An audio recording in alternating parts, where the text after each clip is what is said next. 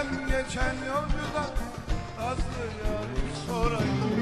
Gelen geçen yolcudan nasıl yani sorayım. Gel yanıma, yanıma seni saran canım. Saçlarından bir telve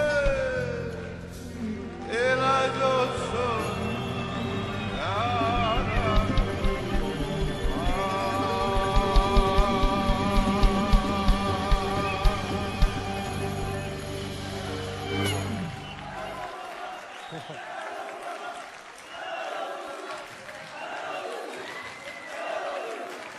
Teşekkür ediyorum. Sağ olun dostlar.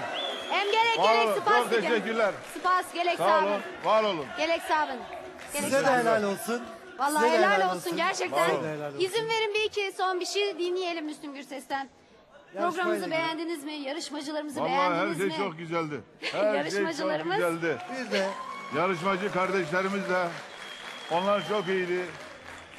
Jürimiz de zaten birbirinden değerli dostlarımız. Onlar da gerçekten bu yarışmada öyle inanıyorum ki hepsi adalet